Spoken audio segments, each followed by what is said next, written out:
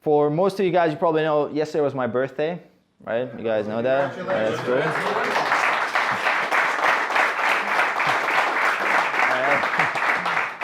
Where's the cake? So I ate all the cakes that you guys had here in the city. So if there's a lack of cakes and high-calorie foods in the next couple of days, just let me know. I went on a rampage. Now, what I talked about last night actually at dinner, it's like a really cool idea that came to mind, is that why aren't a lot of people motivated? It almost like it feels to me, because I got a lot of congratulations for my years, like for my birthday, right? And we do that, right? We celebrate. We tell people, hey, it's great, man. You're gaining, right? You're getting a year more, you have something to celebrate. It's really cool, right? I mean, that's really interesting. But it got me thinking a little bit, why is it that we celebrate something that is moving us closer to the end? Right? Why do we celebrate something like that, right? And then I'm thinking, what would happen if our daily clock was actually reverse? What would happen if the day started counting down from 24 to 23, 59, 58, 57, and like that, in reverse? Wouldn't that be a cooler clock to get a little bit of sense of urgency and to really get a kick in the butt that the day's running out? Right? Because I'm looking at a little bit, let's say I live 80 years old, right? As I reach 80, right? I got about, let's say, 18,000 to 19,000 days left, right? And let's say if I'm counting backwards, wouldn't I be more motivated to actually do something with my life? Yes. Instead of like, if someone really smart statistician would say, hey, here's your approximate age that you're gonna live, and they just start counting down. And if you live a little bit longer, that's cool. It's probably not gonna be more than 10 years off, right? Like 10, 15 at best, maybe like 20, right? If you really do it right, you really crush it. Why not take that year and just start counting it backwards? And that would be much more of a kick in the ass. And then I realized why that probably isn't the case, that the person that invented the clock just didn't want everybody to go crazy. Like imagine how crazy people would go if the time would be going backwards. Like if you were actually losing. Coming back to that idea that I told him, like loss aversion. We hate losing, right? We don't want to fucking lose.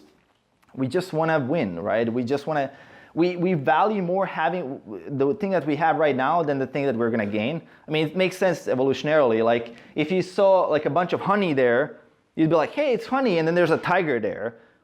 Well, are you going to go for the honey or are you going to run away from the tiger to save your life? I'll probably run away, right? So you're kind of conditioned to hold on, to be a little bit pessimistic to survive, because I mean, naturally, we're not really the most, let's say, competent creature out there to survive. Except for our intelligence, we don't really have much going for ourselves.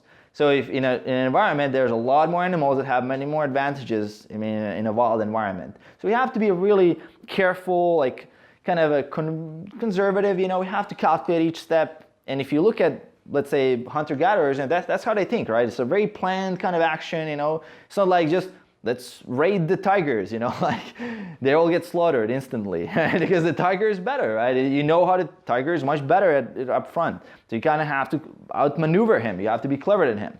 So we're always looking from a position of how do we not lose? Bring the shotgun. And that's possible in 2017, right? And people stay in very bad relationships. People stay with horrible jobs. People don't want to quit their jobs. They don't want to stop doing what they're doing because they're just afraid, and it's just so much more pain than the potential gain that you can get. So it really kind of interesting way how would someone motivate themselves is if you really try to put this kind of pressure on yourself. Like try to view it a little bit as a game where you don't have like an infinite amount of time. Because if you look at, let's say we go to a square here, we stand there, and we just stand around and look at it. There's a lot of people like just staying there. It's like they're gonna live forever, dude. Like they're gonna be there. It's like, hey, you got an infinite amount of time, and that's what kind of creates that fire in the belly effect. That motivation effect that often we're looking for.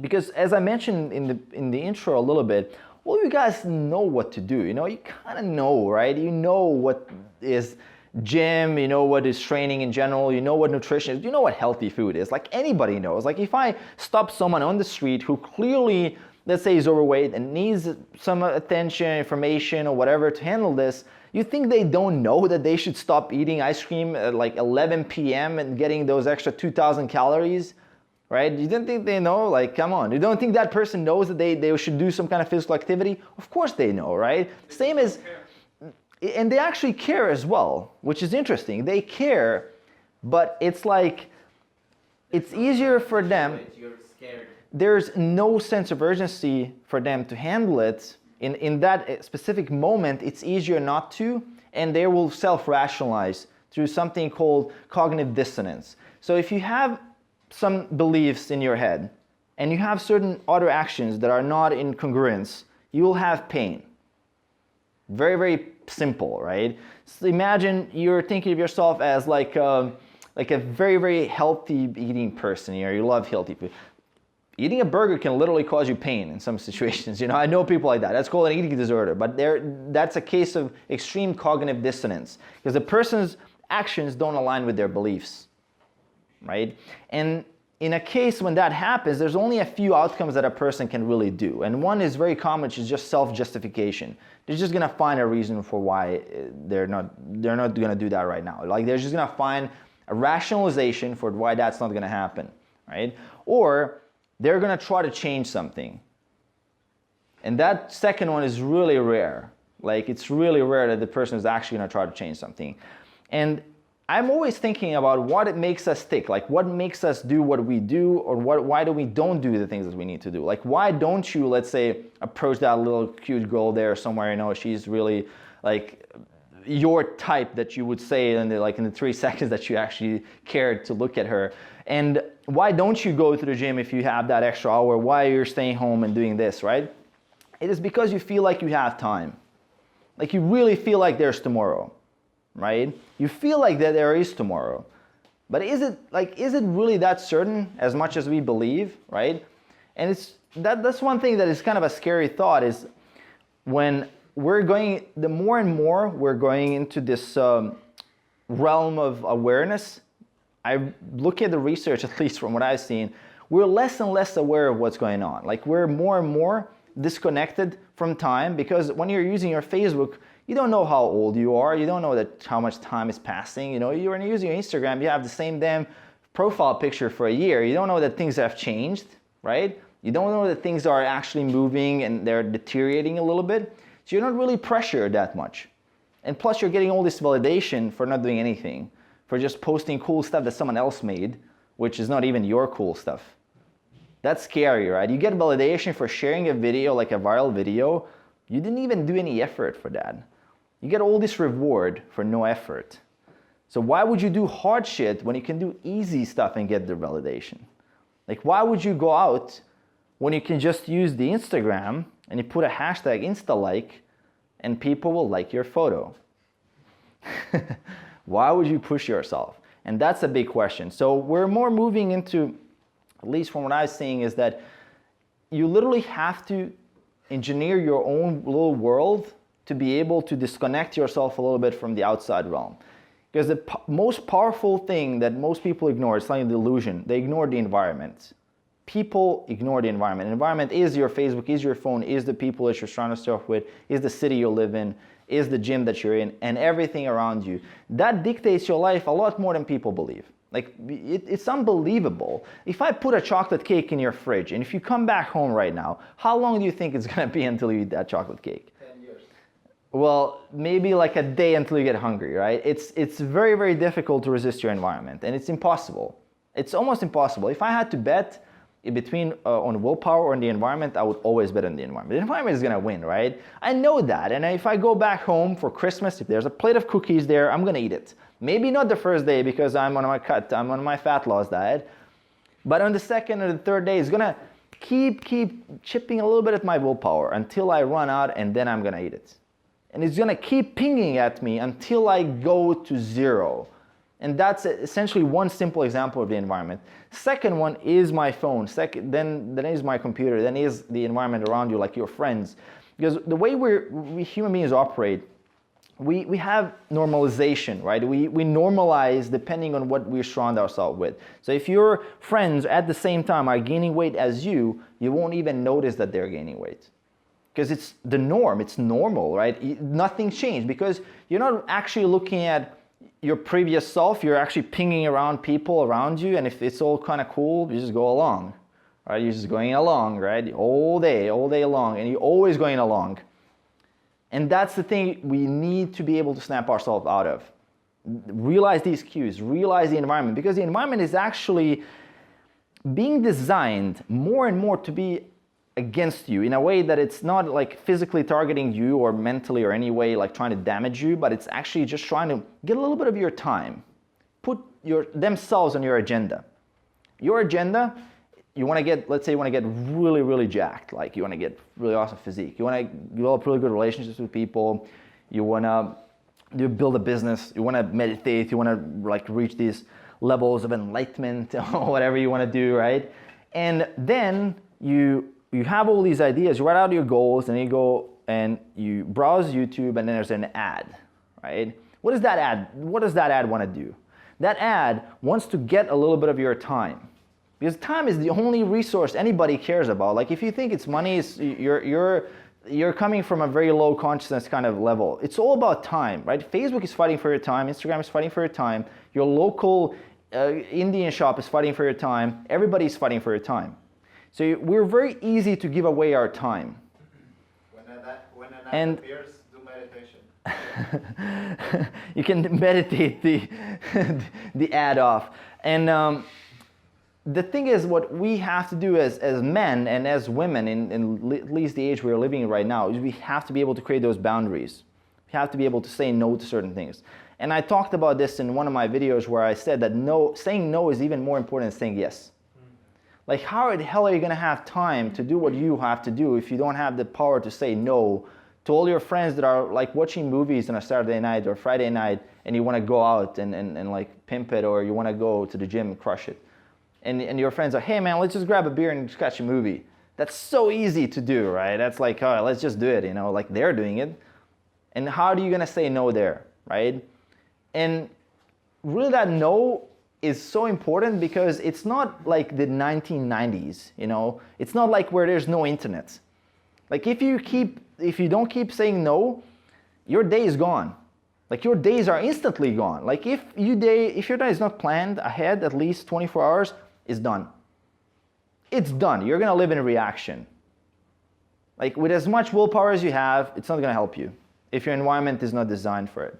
So if you don't consciously block out apps on your phone, if you don't consciously block out times to get shit done, if you don't consciously force yourself with deadlines, it's not gonna happen. And it's like zombie mindset that we're in, most people are in right now, even me, dude. Like I'm lucky if I get 4 hours of focused work in a day, like flow state kind of work. And you can get a lot of shit done in 4 hours. You'd be surprised. Flow state, 4 hours, really full on focus. Like if a tank is driving next to me, I won't hear it. 4 hours, that's how much I can get. Like with all this effort, with all this meditation, knowledge, planning, using my notifications, calendars, everything is designed to get those 4 hours. How much do you think people get? They get like 30 minutes, you know, like 30 minutes of actual flow, or zero. You know, that's usually zero. Or they spend their flow on like, I don't know, gaming. You know, that's one way to get into flow, or do something like that, which I'm not against, right? It's all about the balance. But if you get those 4 hours of flow, then you have a chance. But if you don't have at least 4 hours a day that you're actually doing something productive outside of your comfort zone, something that is really pushing you and making you grow as a person, you have no chance. Like there's literally no chance, right? And as we mentioned before, because the days are we're just counting and celebrating every extra day that we get, why would you do anything, right? Because you're going towards success, right? Automatically. That's what you're rewarded for. Like for every birthday, you're rewarded for everything. How much of that is a reward, or just like us rationalizing that we're not taking action, right? And the guys that were designing the calendar and the clocks and all of that to not force us to do this stuff and not to give us a sense of urgency were really smart guys. Because if they were thinking, well, let's just get people to work, they know, like, as I said, people would get nuts. People would get crazy. Like people would literally, I don't think people can handle it, right? Literally, you just try to think a little bit. If you have a day less left, how crazy is that, dude? Like you go nuts, right? Like last time I made a video on this in Vienna, people were like Dude, like that's scary. You know, like they were like approach me at the end of the event, dude, like why are you saying that? It's offensive, you know, it's like a taboo, you know, it's like aiming at something that people don't want to think about. And they're not okay with that. They're not in that acceptance where they really accept that there is a finite amount of resources and time. There is a finite amount of resources. Like no matter what I do, I have a cap. No matter how much you develop yourself, you have a cap, right? So what I would want to do here is just tell you guys that there is something, I mean, if you're thinking like that, if you're thinking from that perspective, there's other guys that are doing so as well. And since you're in the inner circle and you guys pretty much, I'm assuming that you have very similar goals in your health, you want to crush it, you have similar goals in your relationships, you have similar goals in your businesses, you have different skills, you have different talents, you resonate with different stuff. Network, like surround yourself, create your own environment, create your own incubators, create your own little bubbles of people that will be aligned with what you want to do. That's the only way you can fight off the environment, which is fattening, distracting, like taking your money and your time, like literally everything that is, and I'm not saying that, you know, like a way that it's like this major conspiracy that someone is really smart at this, you know, like to create that kind of conspiracy, I don't think any human is smart, like smart enough to create that kind of level of conspiracy, but it's just the type of stuff that we've naturally evolved into because of course we don't want to do the hard stuff. We of course want to conserve energy, we want to spend the least amount of time on hard stuff, we want to make it automatic. And that's what we ended up in the environment today. So what we mentioned here is like about fighting off these negative influences, which your nutrition, for example, like if you are trying to lose body fat, you know, it's like it's such a fight against everything. And you got to be really smart about it. It's not a wonder that natural bodybuilders, they don't leave the house, dude. Like you think a natural bodybuilder is going to take a walk around the city? Are you crazy? He's going to be bombarded with food. Like he's going to smell, when I was like 7-8% body fat, I would smell like 2 kilometers away like a bakery in the middle of the night. Like it's survival mode, right? You're not going to leave the house because he knows he's setting himself up for failure. I mean, that's an extreme example, of course, but you should leave the house. But again, it's like he knows, he plans ahead, he knows what kind of situation he's putting himself into, and he's counting on that, on his pre-planned situation. Okay, I can manage that somehow.